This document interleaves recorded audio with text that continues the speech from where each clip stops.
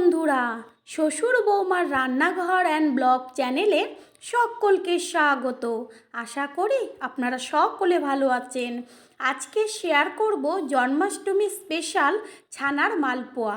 এমনিতেই মালপোয়া খেতে ভীষণ ভালো হয়, তারপর ছানার মালপোয়া হলে তো কথাই নেই। ভীষণ নরম তুলতুলে রসালো ছানার মালপোয়া খেতে কিন্তু ভীষণ টেস্টি হয়। আশা করছি আপনাদের খুবই ভালো লাগবে। আমাদের চ্যানেল যদি সাবস্ক্রাইব করা না থাকে তাহলে সাবস্ক্রাইব করে দেওয়ার অনুরোধ রইল। ছানার মালপোয়া রেসিপিটি একটা রিকোয়েস্ট ভিডিও। আমার খুব ভালো লাগে যখন কেউ আমাদের যোগ্য বলে মনে করে রিকোয়েস্ট ভিডিওগুলোর কথা বলে। বন্ধুরা, সবসময় ঠিক এইভাবেই আমাদের পাশে থেকো। তোমাদের থ্যাংক ইউ সো মাচ। তাহলে এবার রেসিপিটি শুরু করা যাক। ছানার মালপোয়া তৈরি করার জন্য প্রথমে 1.5 কাপ ছানা নিচ্ছি। বাড়িতে দুধ দিয়ে অনায়াসে ছানা তৈরি করে নেওয়া যায়। ছানার জল ঝরিয়ে নিয়ে ছানাটাকে একটু মেখে নিয়েছিলাম। 1.5 কাপ ছানার সঙ্গে 1.5 কাপ পরিমাণ ময়দা নেব। ছানা ও ময়দার কিন্তু একই পরিমাণ নিতে হবে। এর মধ্যে মিশিয়ে দিচ্ছি ময়দার হাফ পরিমাণ সুজি। আমি তাই এইখানে 1 কাপের 4 ভাগের 3 ভাগ পরিমাণ সুজি দিয়েছি। দিচ্ছি 1 চা চামচ মৌরি আর সামান্য 1 চিলতে নুন দিলে মালপোয়ার ভেতর পাঞ্চে ভাবটা আর থাকবে না। সমস্ত উপকরণ একটা চামচ দিয়ে মিশিয়ে নেব ও অল্প অল্প দুধ দিয়ে ব্যাটার তৈরি করে নেব। প্রথমে আমি এর মধ্যে 2 কাপ দুধ দিয়েছি, দিয়ে ব্যাটারটা তৈরি করে নিই। তারপর যদি খুব ঘন হয়ে যায় তাহলে আবার একটু দুধ দিয়ে ব্যাটারটা মিশিয়ে নেব। এবার ভালো করে ব্যাটারটা তৈরি করে নিতে হবে যেন ব্যাটারের মধ্যে কোনো রকম দানা না থাকে। 2 কাপ দুধ দিয়ে ব্যাটারটা তৈরি করার পর মনে হচ্ছে আর একটু যেন হাফ কাপ মতো দুধ দিলে ব্যাটারটা পারফেক্ট হবে, তাই তার জন্য আরও হাফ কাপ দুধ দিলাম, মানে টোটাল 2.5 কাপ দুধ দিয়ে ব্যাটারটা তৈরি করে নিতে হবে।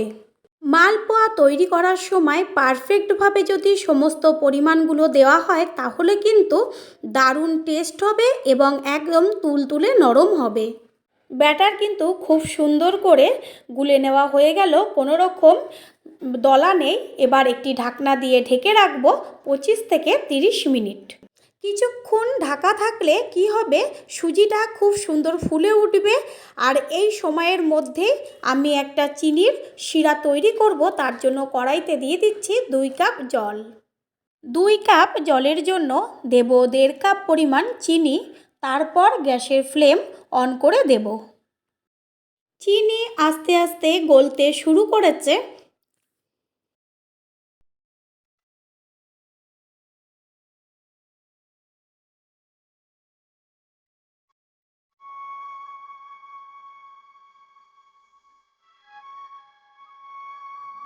শিরা ফুটতে শুরু করেছে। এবার এর মধ্যে দিয়ে দিচ্ছি এলাচের দানা একটু থেতো করে নিয়ে। এলাচের দানা দিলে পরে ভীষণ সুন্দর একটা ফ্লেভার আসে। চিনির শিরা 4 থেকে 5 মিনিট মতন সময় নিয়ে ফুটিয়ে নিতে হবে। এখানে চিনির শিরা কিন্তু বেশি গাঢ় করার একদমই দরকার নেই। হাতে নিয়ে যখন দেখবেন একটু চিটচিটে ভাব এসছে তখনই গ্যাস অফ করে দিতে হবে। এবার মালপোয়া ভাজবো।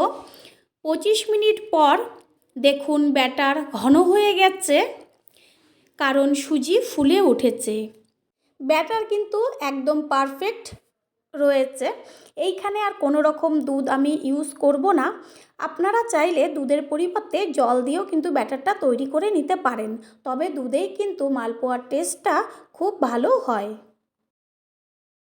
এবার গ্যাসের ওভেন ধরিয়ে দিয়ে কড়াই গরম করে নিয়ে তারপর দিয়ে দিয়েছি সাদা তেল। তেলের পরিমাণটা কিন্তু একটু বেশি দিতে হবে। যত ডুবো তেলে মালপোয়াটা ভাজা হবে তত কিন্তু মালপোয়াটা ভালো ফুলবে। 1 হাতা দিয়ে দিচ্ছি মালপোয়ার ব্যাটার।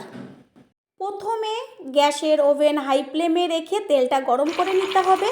তারপর কিন্তু গ্যাসের ফ্লেম মিডিয়ামে রেখে মালপোয়াগুলো দিতে হবে। দেখা যাচ্ছে কত সুন্দর মালপোয়াটা ফুলে উঠছে, কারণ সুজিটা আমাদের 20 থেকে 25 মিনিট ভেজানো ছিল।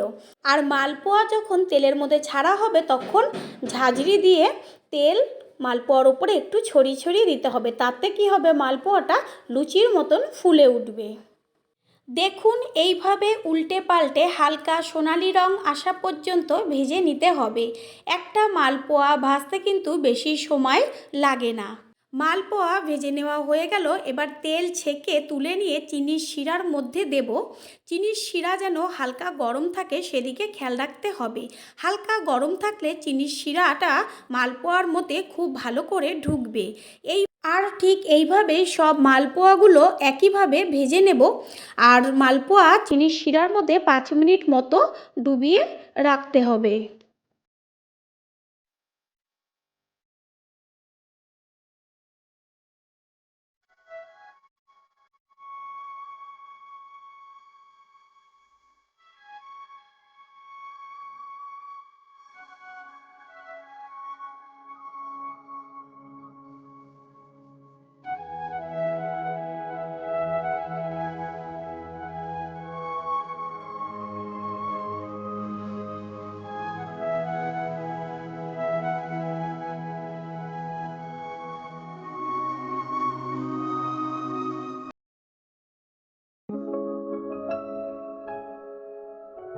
মালপোয়াগুলো চিনির শিরায় 5 মিনিট মতো ভিজিয়ে রেখেছিলাম। এইবার একটা একটা করে একটি পাত্রে তুলে নিচ্ছি। দেখেই তো মনে হচ্ছে একদম নরম তুলতুলে হয়েছে। মালপোয়াগুলো রসে ভিজানোর পর দেখা যাচ্ছে কিন্তু সব রসগুলো মালপোয়ার মধ্যে শুষে নিয়েছে। দেখাই যাচ্ছে যে মালপোয়ার থেকে কিভাবে রস বেরোচ্ছে। আর একদম নরম তুলতুলে হয়েছে, যেন মুখে দিলেই গলে যাবে। তৈরি হয়ে গেল আজকের রেসিপি ছানার মালপোয়া। বন্ধুরা, রেসিপিটি কেমন লাগলো লাইক শেয়ার কমেন্ট করে অবশ্যই জানাবেন। আর আপনারা কিন্তু লাইক দিতে একদমই ভুলবেন না। আপনাদের দেওয়া একটা লাইক আমাদের কাছে কিন্তু পরবর্তী ভিডিওগুলো তৈরি করার জন্য অনেক বেশি উৎসাহিত করে। মালপোয়াগুলোর ওপরে ছড়িয়ে দিয়েছি অল্প করে ছানা। জন্মাষ্টমীর দিন গোপালের সামনে ঠিক এইভাবেই ছানার মালপোয়া তৈরি করে ভোগ হিসাবে নিবেদন করুন। All friend, thanks for watching my video. Yeah.